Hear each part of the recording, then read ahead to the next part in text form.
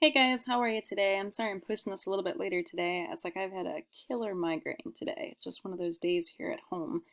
So, what we're going to talk about in today's lecture is we're going to continue to talk about Chapter 7, Section 1. So, remember last time we were talking about when it comes to people's behavior, and we said there's the 90-90 rule, where 90% of the people, 90% of the time, they will follow the accepted social norms. They will internalize them. They'll do what they're supposed to do. Hence, they will be obedient.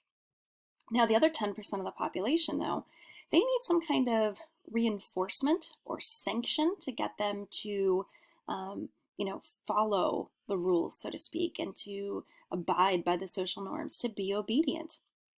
And obviously, none of us are perfect. We talked about this last time at the Google Meet if you came yesterday, about how everybody makes mistakes and accidents happen. But in general, it's not like most people are like, ooh, should I stop at that stop sign, right? It's not like it's a moral debate going on. You've internalized that norm and you know that you should stop at that stop sign to not injure anyone and because that's what you're supposed to do. Okay? But there is a good 10% of the population, they say, that in order to get them to do what they're supposed to do and follow the society's norms, they need some kind of sanction, whether it is positive or negative. They need either that kind of encouragement that they will be rewarded, so to speak, informally or formally for following that behavior, or there needs some kind of threat of punishment, some kind of threat of a negative sanction, whether it's simply a look of disapproval and it's informal, or whether it is more formal and it's a ticket or jail time, whatever it may be, to get them to be obedient. And so we're going to talk a little bit more today about obedience in general. And we talked about how, you know, we want people, for the most part, to have some sense of social control, right? We want people to follow society's norms and do what they're expected. Otherwise, society will result in anarchy. And so that social control is often internalized, meaning you tell yourself kind of what to do and how to behave in a situation.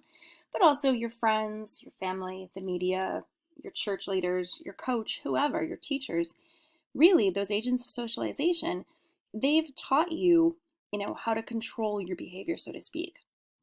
But we're going to look today a little bit more about obedience and how are people influenced to behave in particular ways. So, how on the opposite end of things, obedience can be taken too far. So, we talked last time about how obedience is good, but today I'm going to talk a little bit about how obedience is bad and how people honestly can just follow others blindly.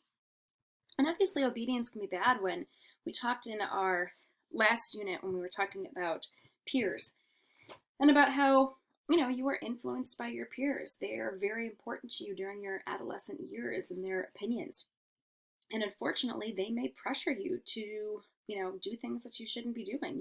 It's not right to be going out and drinking or partying or doing whatever, but they've talked you into these things. They may be convincing you to say things about others, to do things, to exclude people, to be that mean girl, like we watched the Mean Girl video clip, and you shouldn't be doing them, but they have pressured you into it. They've made you feel like it's okay. They made you feel like it's stupid if you don't do it. And so they're getting you to push outside of your comfort zone, and to do things that perhaps violate norms you're comfortable with, to try on new norms, to experiment outside the box. So clearly, other people's opinions do matter to you, and they get you to basically follow blind obedience.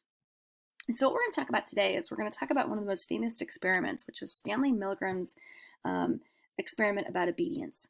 And he's really trying to figure out in this experiment why people are at times blindly obedient. Why do they follow that mean girl and that peer pressure? Why do they do, what the cult tells them to do? We talked earlier in the year about cults, right? And about Jim Jones and how he got people to basically move with him all the way to Guyana. And eventually, as his cult was being exposed, to drink that Kool-Aid and to kill themselves. So, what would ever make someone follow a cult leader, a church leader, an army officer, their peers? What would get someone to blindly follow others? And we're going to talk about those factors here. So, when we're talking about obedience, it technically is defined as when we follow the commands of someone with authority or the rules or laws of our society. And so honestly, it's from a very early age, you're taught to be obedient. Your parents, remember we talked about parenting in our last unit, and how your parents may have had, that authoritative parenting style, which is kind of the goal, where they set limits and expectations, and there's clear positive and negative sanctions for your behavior. But your parents might have had that permissive parenting style where they kind of let you do things more on your own without setting as many boundaries. And they might have been authoritarian where they were overbearing. Um, and honestly, it comes to discipline. How did your parents discipline you to be obedient if you were not doing what you were supposed to do, if you were talking back, if you were mouthing off, if you were hitting your siblings, if you were not sharing? Did they spank you? Did they put you in timeout? Did they let you do whatever you wanted? Did you make the rules telling your parents what to do? For most people, though, they learned obedience from a very young age, and they learned that if they did not listen to their parents, there would be consequences, and your parents are considered legitimate authority. At the same point, when it comes to legitimate authority, that could also be, maybe it was your doctor, it was your coach, it was your church priest. There's probably other people in your lives, and especially once you got to school, your teachers, who you were afraid that if you did not listen to them, there would be repercussions. So you followed. When we're talking about obedience, it's also really referred to as basically compliance, where you're changing your behavior in response to a request to do so. So, whether your mom and dad say, please pick up your room, or I will take away your cell phone. If your teacher says, stop talking in class, or I will write you up and give you a detention, you are complying or being obedient because, you're afraid of those sanctions. So the question, though, is here's a picture I have for you. And this is what I was talking about before. This is what happened with the Jim Jones cult. Remember Jim Jones in the People's Temple, and how he preached that if you followed his cult, it would be all about love and equality and everyone would be treated equal. And he had the path to salvation. And eventually, as people started to investigate it and realized it was a cult and their relatives were giving all away their money and their worldly goods, he eventually took that cult and moved it to Guyana, outside of really U.S. Jurisdiction. And eventually, as U.S. senators started to investigate it, he realized his plan was falling apart. And then he decided it was time for the mass suicide so that he could not basically face any kind of, retribution or persecution. So 900 people, women, men, children, killed themselves. And they either willingly drank the Kool-Aid or, killed others by giving them the Kool-Aid, including their children. One of the most terrible tragedies we see, and you can see the bodies there, and it's pretty gruesome. But what would push someone to behave in this way, to follow a ruler blindly? And that's really the question. And Stanley Milgram, the guy that you see in the experiment there, in the picture, I should say, he was really interested in why someone would just blindly follow the rules of others. And it's because his parents were Jewish refugees during World War II. And he could not understand what would make someone, who was a good person, right, who'd lived a normal life, who didn't have any psychotic tendencies, who didn't experience any trauma, what would make them all of a sudden decide to join the Nazi Party, to follow Hitler's rules, to support the Holocaust, to all of a sudden exterminate people simply because of their sexual orientation or because of their race or ethnic background or religion. And so he wanted to identify that. And so as he got involved in psychology, and this was really a true psychology experiment, but it's interesting to look at in sociology as well, because it's about, one person really impacting group behavior. Why would someone simply obey an authority figure, especially if that authority figure is telling them to do something that they know is wrong? They know it's wrong to go out and kill people, so why do it? They know it's wrong to drink the Kool-Aid and kill themselves, so why do it? And so that's what he wanted to learn more about. So, sorry guys, I told you I'm not feeling that great today. So, he's going to set up one of the most famous experiments in history, and I knew we were going to talk about it in class, so I didn't include this one in our project topics to do your final project on, but it's really interesting. He brings some people, and he basically makes them think that one of them is going to be the experimenter, or what we call the teacher, and that the other one is going to be the learner. And they basically say, all right, teacher, you're going to ask these people a series of memory questions. And if they do not respond correctly, you're going to administer electric shock. And the thing here is that you're going to see it's not a true experiment. It involves deception. And so in today's world, as far as the American Sociological Association goes, the ASA, they would say that this, is not a good experiment, that it's unethical because it involves deception, as you're going to see. So we're going to watch a little video clip which will explain a little bit more here. And these are some real pictures and real footage. A decade earlier, psychologist Stanley Milgram had also looked at how we respond to authority. In order to understand how people were induced to obey unjust regimes and participate in atrocities such as the Holocaust, he set up an experiment. Volunteers were told they were taking part in scientific research to improve memory. Would you open those and tell me which of you is which, please? Teacher. Where? Teacher. Separated by a screen, the teacher would ask the learner questions in a word game and administer an electric shock when the answer was incorrect. He was told to increase the voltage with each wrong answer. Cloud. Horse. Rock. House. Answer. Wrong. 150 volts.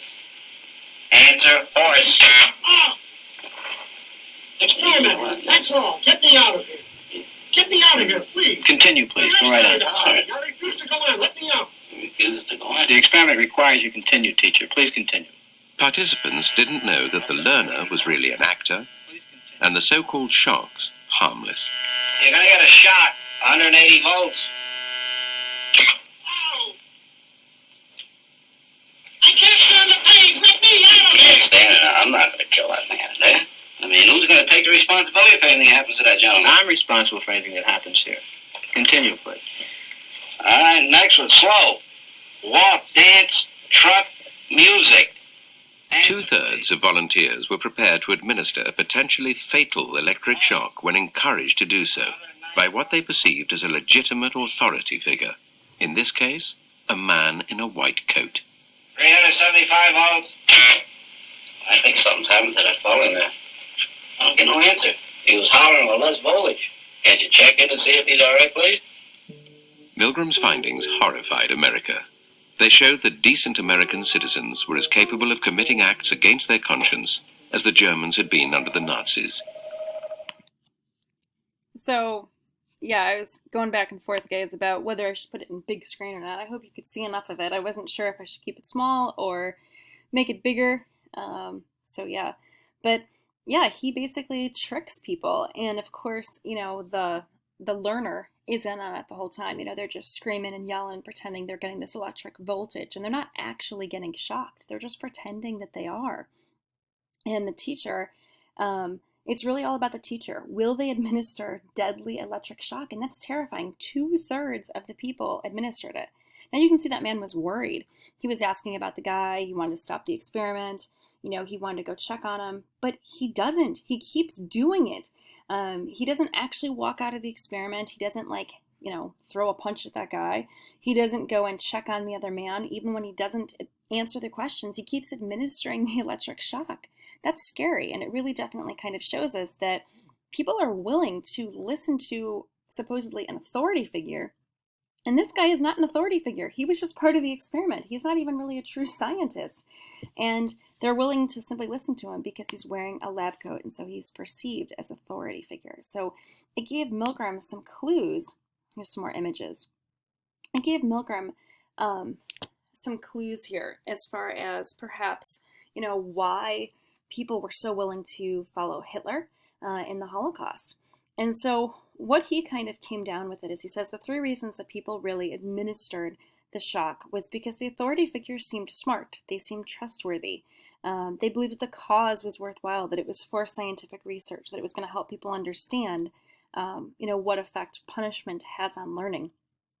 And if you notice in that part of the clip, the man asked, well, if this guy dies, who's going to take responsibility? And he said, well, I'll take responsibility. So the blame, the guilt, I guess, could be placed on someone else. And so that was simply enough for 2/3 of the people involved in the experiment. And it's really interesting. You know, I say this, that I think it's shocking and it's terrible, and oh my gosh, how could they do that? But I would love to, you know, I know about the experiment and I've studied psychology for years, so I don't think they could be able to pull the wool over my eyes, and they're not supposed to conduct experiments like this now anyway. But I'm really curious how I would have responded. I would like to say that I would be the third of the group that would stand up and say this isn't right and walk out. But I don't know. I really don't. And so I think it'd be really interesting to see. So what we're looking at is that 65% of the people administered volts of 450 volts or higher. Then you can also see people were administering volts that were 375 degrees. Only about 10% here was willing to administer kind of lower levels of shock. So we've got, you know, altogether a low group which said, whoa, we're at 300, 315 volts. I think this is too much. I'm done with this experiment. I'll walk out. But the rest of the people, some people stopped in this area, okay, and felt like this was just too high. But then you had the vast majority of the people just willy-nilly doing what they're told to do. So it's always interesting. And, you know, I've always thought that the founders of our country were complete, you know, aristocrats, as they, you know, our founding fathers said, the American people, you know, they felt they were too stupid. They can't choose the president. That's why we have the electoral college system. But then sometimes when I see these results, it's not just American people, it's all people. Sometimes it's scary to see what people are capable of and what they're willing to do just to blindly follow an authority figure. Now, this clip I'm not actually going to play, but if you click on it, it'll open up. It's really interesting. You can put it into YouTube. It's a 10-minute clip, so I don't want to record it right now in this video, but they actually did this experiment again. Now, are they supposed to? No. It totally violates the American Sociological Association Code of Ethics because it involved deception. And some people would say that, you know, it took away people's rights, and that it just is totally unethical. But they did this again here in Great Britain, and unfortunately the same thing happened, where people were willing to administer deadly shocks. And they set up the experiment the exact same way. They showed people the generator. They even, for the teacher, gave them a little shock at the beginning of the experiment so that they felt what the learner was going to be feeling. And they asked them how strong of a voltage do you think that was? And some guy was like, I think it was like 75, and it was only like 40, supposedly. And, you know, it made people curse. They actually saw it. They went and showed them the generator where the volts were coming from. So otherwise they set it up in the same fashion, and yet again, it was scary to see. Even in the modern day, people are still willing to do that. So ultimately, when they looked at the results, it didn't matter if people were gay or straight. It didn't matter if they were rich or poor. It didn't matter if they were black or white, if they were Catholic or Protestant or Hindu or Muslim. It didn't matter you know, if they were Polish, if they were Italian, if they were Japanese. Whoever they tested, the results seemed very similar, where the vast majority of the population was willing to do what was asked by them by this authority figure. And that's the case that it was in the 1960s, and that's the way it was in this new experiment that they just did in England. So either way, it came up with the same results. None of those things really mattered. So in terms of why do people just blindly kind of give obedience and follow this leader? Ultimately, we know that it really has to do with social proximity, for one thing. So meaning that if they were like somehow had known the person, or if they were friends with them, then they wouldn't have done it. Okay, so that's the first thing in terms of closeness of relationship. That's why it was very important in this experiment that the people didn't know each other. Because obviously people would have a much harder time imagining that they could do it to their neighbor, their best friend, their mom. Okay, they're not going to actually shock them. So the closeness of the relationship had something to do with it. And also the physical distance. If they were put in another room, they had no problem administering the shock. If they were close to them, or if they could hear the screaming, because they did try some of that later on in experiments, they tried like, okay, what happens if we show an image of them supposedly screaming? What happens if we open the door? Things of that nature. So you can hear the screams and make them louder. If they could actually see the person in pain, people would be more willing to stop it and not actually go through with it. So, you know, they're more likely to refuse if they're physically close to that person. The